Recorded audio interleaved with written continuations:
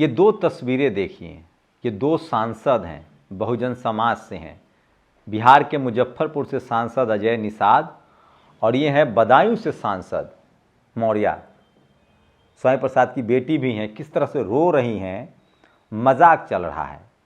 अजय निषाद ने तो बाकायदा कांग्रेस ज्वाइन कर लिया और पूरी पोल पट्टी खोल दी है बीजेपी की। ये सुनिए वीडियो। तो मैंने बताया कि मैं 4,10,000 वोट से चुनाव जीता हूँ। तो उन्होंने कहा कि आपका वोट तो है नहीं, सब ऊपर वाले का वोट है। तो मुझे भी किसी का अहंकार तोड़ना है और अपना खोया हुआ सम्मान हमको वापस पाना है। सर मेरा आप टिकट काट रहे हैं, आपने मुझे एक बार पूछा भी नहीं। ये चुनाव जो है धनबल बाहुबल का नहीं है, जनता के बल का है। और जो ये लोग जो अहंकार फैला रहे हैं, खासकर सोशल मीडिया में जो भी कमेंट करते हैं, गंदे गंदे कमेंट करते हैं, सबका जवाब जनता देगी, शांति से देगी। तो सोचिए किस तरह से बीजेपी के ज़्यादातर दलित, पिछड़े, आदिवासी जो नेता हैं उनको हाशिए पर धकेला जाता है। और अगर ने अपने संविधान के लिए, अपने समाज के लिए बात की तो आप इसी तरह से हाशिए पर धकेल दिए जाएंगे। आज सबसे ज़्यादा वायरल है। सोचिए, ये समझना पड़ेगा आपको कि इस देश के बहुजन नेताओं के साथ इस तरह का सलूक इसलिए होता है क्योंकि बहुजन समाज के लोग जातियों में बंटे हैं और जब तक वो ऐसे नेता नहीं चुनेंगे जो सड़कों पर संघर्ष करे। सोचिए, आज ये दोनों रो रहे हैं। अजय निषाद बाहर आ गए, उन्होंने कांग्रेस ज्वाइन कर लिया, बीजेपी पर हमला किया। मौर्या रो रही है इसलिए क्योंकि अगर ये सांसद चुनाव से पहले इन्होंने बगावत की होती, समाज की बात की होती, तो समाज इन पर भरोसा करता। आज पूरा बहुजन समाज असहाय महसूस कर रहा है। और सोचिए, इस तरह के हालात हैं और ये सोशल मीडिया पर सबसे ज़्यादा वायरल। तो आप लोग बताइए, क्या इन लोगों को पहले ही बोलना चाहिए था या टिकट कटने पर ये सिर्फ रो रहे हैं? लेकिन सवाल तो ये है, इस देश में कभी भी दलित, पिछड़े, आदिवासी, अल्पसंख्यक नेताओं को तमाम जो सवर्ण लीडरशिप वाली पार्टियां हैं उसमें मजबूत नहीं होने दिया जाता है। इस देश में दलित, पिछड़े को एक बार से 2 बार 3 बार टिकट नहीं दिया जाता अगर वो अपने संवैधानिक अधिकारों के लिए सजग हैं कि कहीं वो मजबूत ना हो जाए। ये कांग्रेस ने भी हमेशा किया है। कभी भी दलित, पिछड़े, आदिवासी, अल्पसंख्यक नेताओं को रिपीट नहीं करते हैं 2 बार 3 बार 4 बार, अगर वो परखर है, समाज के लिए आवाज़ उठाता हो। बीजेपी भी यही कर रही है। लेकिन सोचिए किस तरह से फिर भी रामविलास पासवान हो, नीतीश कुमार हो या लालू यादव हो, उन लोगों ने अपनी पार्टियां बनाई, गरीबी से निकले। मैं एक लाइन अपनी जोड़ दूं, लोग मुझे कह रहे हैं कि आपके पास पैसा नहीं है, संसाधन नहीं है, चुनाव कैसे लड़े। बहुजन समाज के जितने बड़े नेता हुए, जननायक कर्पूरी ठाकुर, लालू यादव, नीतीश कुमार, इनके पास पैसा कहाँ था? इनका समाज बहुत बड़ा है। मैं इसलिए कह रहा हूँ, मैं एक लकीर खींचने की कोशिश कर रहा हूँ कि इस देश में पैसे की वजह से राजनीति न रुके और जो तमाम सोशल क्रूसेडर हैं, पॉलिटिकल क्रूसेडर हैं, उनको समाज गले लगाए। नमस्कार, मैं शंभू कुमार सिंह और आप देख रहे हैं नेशनल दस्तक। वो तमाम बड़ी खबरें जो सोशल मीडिया पर वायरल है। अब मोदी जी क्या करेंगे? अब उनके समर्थक क्या कहेंगे? अब तो ईडी का भी खौफ खत्म, डर खत्म। मैं बार बार कह रहा हूँ, बीजेपी जनता से डरी हुई है, विपक्ष बीजेपी से डरा हुआ है। और आज सुप्रीम कोर्ट ने संजय सिंह को जमानत दे दी। और सोचिए ईडी ने विरोध क्यों नहीं किया? क्योंकि ईडी के पास कोई तथ्य नहीं है। पता है आपको सुप्रीम कोर्ट ने क्या कहा? संजय सिंह को जमानत क्यों मिली? क्योंकि ईडी ने कहा कि उसे जमानत पर एतराज नहीं है। ईडी ने ऐसा क्यों कहा? क्योंकि कोर्ट ने पूछा कि 6 महीने से जेल में बंद संजय सिंह को आगे भी जेल में क्यों रखना है। कोर्ट ने कहा अगर आप जमानत का विरोध करेंगे तो हम पीएमएलए एक्ट के तहत उनके जमानत पर विचार करना होगा। पीएमएलए के सेक्शन 45 में जमानत देने का मतलब होता है, कोर्ट कहता है कि संजय सिंह के खिलाफ प्रथम दृष्टि आरोप साबित नहीं होता है, इसके बाद शराब नीति कमजोर पड़ जाता, इसलिए ईडी ने जमानत का विरोध ही नहीं किया। तो सोचिए, ईडी में अगर आपकी जमानत मिल जाती है, इसका मतलब वो केस फ्रॉड है। अब अरविंद केजरीवाल के रास्ते खुल गए हैं, हेमंत सोरेन के साथ भी रास्ते खुलेंगे और अब ईडी का डर लोगों को खत्म होगा, कम से कम नेताओं पर तो खत्म होगा। और बदायूं से टिकट कटा तो सांसद संघमित्रा मौर्या मंच पर रोने लगी। स्वामी प्रसाद मौर्या की बेटी को मंच पर रोता देख किसी ने ढांढस भी नहीं बंधाया। तो बहुजन समाज के नेताओं को लगातार बहुजन सवर्ण लीडरशिप वाली पार्टियों में टिकट काट दिया जाता है ताकि वो मजबूत न हो। अजय निषाद का भी टिकट कटा है, वो भी। और अगर हमने ऑर्डर लिख दिया कि संजय सिंह के खिलाफ कोई केस नहीं बनता है तो ये आपके लिए नुकसानदायक हो सकता है। ईडी आई और कहा कि हमें कोई दिक्कत नहीं। सोचिए, इस तरह से ईडी बैकफुट पर है और इसलिए लोग आरोप लगा रहे हैं कि ईडी का दुरुपयोग हो रहा है। ये सबसे बड़ी खबर है। अखिलेश यादव का ये वीडियो वायरल हो रहा है। कितना लूटा इन्होंने, किसी से 1000 करोड़, किसी से 500 करोड़, किसी से 400 करोड़। बताओ वैक्सीन वालों से चंदा वसूला कि नहीं वसूला। ऐसे हैं भाजपा के लोग। अखिलेश यादव ने ये तंज किया है तो तमाम जगह से चुनावी मुद्दा इलेक्टोरल बॉन्ड बनता रहा है, बनता जा रहा है। बीजेपी की जमीन खिसक रही है। आज रामदेव सुप्रीम कोर्ट में पेश हुए और सोचिए कांग्रेस वाले कह रहे हैं कि अगली बारी नरेंद्र मोदी की भी होगी। लेकिन दिलीप मंडल ने भी कुछ वाजिब सवाल उठाए। उन्होंने पूछा है कि इससे पहले जितने लोग झूठे विज्ञापन देते हैं उनको बुलाया क्यों नहीं गया। क्या रामदेव यादव को इसलिए बुलाया गया कि वो यादव हैं? सोचिए, जब बीजेपी के साथ एक ओबीसी यादव बिजनेसमैन के साथ ये हो सकता है। रामदेव बाबा कह रहे थे कि हम तो ओबीसी हैं नहीं। खैर, और कल्पना सोरेन ने कहा है, जो हेमंत सोरेन की पत्नी, उन्होंने कहा है कि सारा मोदी का किला जो है अब ध्वस्त होना शुरू हो गया है। और सोचिए, एक बहुजन समाज का युवा जिसको नालंदा से टिकट मिला है सीपीआई-एमएल से, वो सिटिंग विधायक हैं, जेएनयू के प्रोफेसर की नौकरी छोड़ पकड़ी नारेबाजी की राह, अब पार्टी दिया बिहार से टिकट। सोचिए, इस तरह की भाषा लिखता है एबीपी न्यूज। मतलब इस देश में सवर्ण समाज राजनीति करे तो पत्रकारों की नज़र में वो राष्ट्रीय नेता है, कोई दलित, पिछड़ा, आदिवासी, अल्पसंख्यक का बेटा राजनीति करे तो वो बेकार है। पिछले 24 घंटे में सुप्रीम कोर्ट ने बीजेपी को 3 बड़ा झटका दिया है। ईसीआई को ईवीएम की गिनती के साथ वीवीपैट का मिलान करना होगा। देश को गुमराह करने के लिए बाबा रामदेव को कोर्ट में बुलाकर फटकार लगाई। 180 दिन बाद आप नेता को जमानत मिले। सोचिए, वीवीपैट को लेकर अभी आदेश नहीं है, लेकिन नोटिस जारी किया गया है चुनाव आयोग को। क्या पता चुनाव से पहले कुछ बड़ा फैसला आ जाए। तो सोशल मीडिया पर ये तमाम बड़ी खबरें हैं जो आपको जानना चाहिए, समझना चाहिए, और ये खबरें हैं जो आपके लिए ज़रूरी है। नॉर्थ ईस्ट में इन्हें प्रत्याशी नहीं मिल रहे हैं ढूंढे। लद्दाख नहीं जा सकते। रजांगला जैसे मेमोरियल जो चीन ने तोड़ दिया उसके बारे में चुप क्यों है लोग? चीन से क्यों घबराता है भाजपा?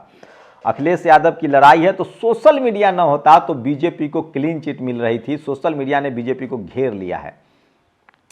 और सुप्रीम कोर्ट से जिस तरह से आज जमानत मिली है संजय सिंह को, उसने बड़ा काम किया है। और विपक्षी नेता जो हैं पूरे तरह से गोलबंद होने लगे हैं। और सीबीआई को सिर्फ उन्हीं मामलों पर ध्यान देना चाहिए जो राष्ट्रीय सुरक्षा और राष्ट्र के खिलाफ अपराध से जुड़े हों।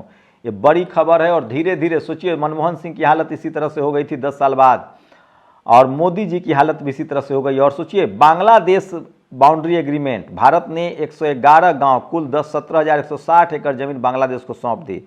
बांग्लादेश ने 51 गांव, 7,110 एकड़ भारत को सौंपी है। भारत को इस एग्रीमेंट से 10,050 एकड़ भूमि का नुकसान हुआ है। क्रांति कुमार ने ट्वीट किया है, चाहे तो ईडी वाले इनको गिरफ्तार कर सकते हैं। मैं तो सोशल मीडिया पर जो लिख रहे हैं वही पढ़ के बता रहा हूं। शिक्षक रविशंकर पांडे पर SC/ST एक्ट की धारा, FIR। 6वीं की छात्रा को पीटा, जाति सूचक शब्द कहने का आरोप। गोरखपुर, पैर नहीं छूने पर दलित छात्रा की पिटाई कर दी गई है। तो इस तरह से सोचिए किस तरह से लाचार और बेबस बनाया जा रहा है। ढोंगी बाबा पत्रकारों के सवाल पूछने पर पिटवा रहा है, जो कि सोचिए किस तरह से पत्रकारों को दौड़ा लिया गया है। तो इस तरह से शब्द, तो रामदेव यादव को टारगेट किया जा रहा है क्योंकि उनका बीजेपी के साथ ठीक ठाक कनेक्शन रहा है, इसलिए। और दिलीप मंडल उनके पक्ष में है कि डीओ लगाने में सेक्सी लड़की मिलती है, एनर्जी ड्रिंक्स पीने से बच्चे मजबूत होते हैं, शाहरुख गुटखा खाता है, रिफाइंड तेल खाने से हार्ट के लिए अच्छा है, आलिया और करीना लक्ष्य से नहाकर चमकने लगती है। सब झूठ विज्ञापन है। इन सब पर कार्रवाई क्यों नहीं हुई? दिलीप मंडल ने मनुस्मृति का एक श्लोक भी याद दिलाया है कि किस तरह से शूद्र समर्थ होते हुए भी धन संचय नहीं करेगा, धन अर्जित करने के कारण शूद्र ब्राह्मणों को परेशान करता है। यह श्लोक उन्होंने मनुस्मृति का कोट किया, लेकिन अभी मनुस्मृति की राज है नहीं। तो बहुजन समाज के लोग अब दिलीप मंडल से थोड़ा असहमत होने लगे हैं, लेकिन दिलीप मंडल अभी भी समाज के साथ खड़े हैं। और इतने बुद्धिमान होकर ईवीएम का रोना रहते हो? जमीन पर उतरो, माहौल देखो। साउथ में भाजपा क्यों नहीं जीतती? जब कांग्रेस जीतती है तो ईवीएम पवित्र हो जाती है क्या? लाई तो कांग्रेस थी, तुम हैक करके दिखा दो। ईवीएम हटी तो बूथ कैप्चर होगा। ये यूजुअल तर्क है जो आपको उलझाकर ईवीएम के मूल मुद्दों से दूर ले जाता है। यह बहुत बढ़िया माहौल है, बीजेपी जीतेगी, ठीक तो जीत लाए 400, 500, 600, अगर इतना ही जन समर्थन है, फिर मशीन से तो क्या, बैलेट से, पर्ची से गिन के, हाथ का खड़ा करवा के, मुंडी गिन के। तो ये तमाम सोशल मीडिया पर लोग लिख रहे हैं। और मैं फिर कह रहा हूँ कि सोशल मीडिया पर ये तमाम बड़ी खबरें हैं जो वायरल हो रही है। और सोशल मीडिया ही सच्चा मीडिया है, सोशल मीडिया ही बहुजन मीडिया। ये वो खबरें हैं जो कोई आपको टीवी अखबार नहीं बताता है। सीबीआई को लेकर सुप्रीम कोर्ट का बयान भी आज बहुत ज़्यादा सुर्खियों में है। जिस तरह से उन्होंने कहा है कि सीबीआई को सिर्फ राष्ट्रीय मामलों में बोलना चाहिए। पतंजलि के भ्रामक विज्ञापनों पर मोदी सरकार ने आंखें बंद कर रखी थी। ये भी बड़ी खबर है जो सोशल मीडिया पर वायरल है। और ये वो तमाम खबरें हैं जो आज शेयर किया जा रहा है। और रामदेव यादव को लगातार जिस तरह से सुप्रीम कोर्ट में पेश होने के लिए कहा गया है, और ये हैं बीजेपी के सांसद उम्मीदवार ज्योति मिर्धा। यह राजस्थान के नागौर से चुनाव लड़ रही बीजेपी प्रत्याशी ज्योति मिर्धा। इन्होंने कहा है कि अगर हमें पूर्ण बहुमत मिला तो संविधान बदल देंगे, राज्यसभा और लोकसभा में 2/3 बहुमत मिला तो। और भाजपा देश में 400 सीटें हारने जा रही है, ये भी आज की बड़ी खबर है जो सोशल मीडिया पर वायरल है। और संजय सिंह की जमानत सबसे बड़ी खबर है, इसको लेकर लोगों का डर खत्म हो गया है। और सोचिए, मतलब खींच कर सुप्रीम कोर्ट ने कहा कि या तो जमानत दीजिए या फिर हम लिख देंगे कि इनके खिलाफ केस नहीं है। और वहाँ हाई कोर्ट ने भी फटकार लगाई है। वीवीपैट की गिनती के लिए भी अब सुप्रीम कोर्ट ने नोटिस जारी कर दिया। तो सब कुछ बीजेपी के खिलाफ जाता हुआ दिख रहा है और ये सब खबरें रुक नहीं रही है, टीवी अखबार भले न दिखाए। ऐतिहासिक समझौते से में बांग्लादेश को 10,000 एकड़ जमीन का फायदा, ये आउटलुक की खबर है जिसको लोग शेयर कर रहे हैं। और ये वो तमाम खबरें हैं जो आज सोशल मीडिया पर वायरल है, जो कोई आपको नहीं दिखाएगा। और सीजीआई को धमकी दिया जा रहा है, सीजीआई पछताएंगे। सोचिए, प्रधानमंत्री मोदी ने ऐसे नहीं कहा है। उन्होंने कहा है कि जो लोग इलेक्ट्रल बॉन्ड पर नाच रहे हैं उनको पछताना पड़ेगा। लोग इसको सीजीआई की धमकी से जोड़ रहे हैं। और आज 2 अप्रैल है। 2018 में एक ऐतिहासिक आंदोलन हुआ जिसने पूरे भारत को बंद किया, पर दुख इस बात का है कि उस आंदोलन में हमारे कुछ भाई शहीद हुए। उन वीरों को कोटि कोटि नमन। तो आज 2 अप्रैल है और पूरा देश, पूरा बहुजन समाज उन तमाम वीर शहीदों को याद कर रहा है जो SC/ST एक्ट बचाने के लिए कामयाब हुए। और चंचूड़ के कुछ बड़े फैसले हैं जिस पर लोग खुश हो रहे हैं। राहुल गांधी की सदस्यता बहाल की, चंडीगढ़ मेयर निलंबित किया, निलंबित चुनावी बॉन्ड योजना, लोकसभा 2024 में वीवीपैट का EVM मिलान करने के लिए नोटिस जारी किया। तो DY चंचूड़ के इस फैसलों पर लगातार लोग प्रतिक्रिया दे रहे हैं। और संजय सिंह के जमानत के बाद तो लोग खुश है। ये वो तस्वीरें हैं जो लोग हैं 2018 में शहीद हुए थे 2 अप्रैल 2018 को SC/ST एक्ट बचाने के लिए। उनको पूरा देश नमन कर रहा है, पूरा बहुजन समाज नमन कर रहा है।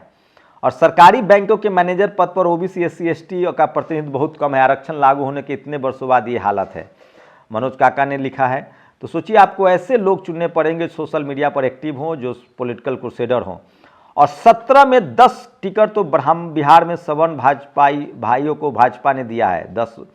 17 में 10 क्या चाहते हैं? 17 के 17 सवर्णों को ही दे दे क्या? बाकी राजनीति में जो लोग हैं उनका कोई नहीं परमानेंट? सोचिए, तो बिहार में बीजेपी ने 17 में से 10 टिकट सवर्ण समाज को दिया है। और इस वजह से वहाँ एक मैसेज माहौल बना हुआ है और वहाँ बहुजन एकजुट हो रहे हैं बियॉन्ड द पार्टी लाइन। ये तस्वीरें हैं यूपी से। सोचिए, यूपी में समाजवादी पार्टी ने ट्वीट किया, थाने में कुर्सी पर बैठकर पुलिस को धमकाने का आरोप लगा है बीजेपी कार्यकर्ता पर। यह बड़ी खबर है जो सोशल मीडिया पर और बता रहा हूं।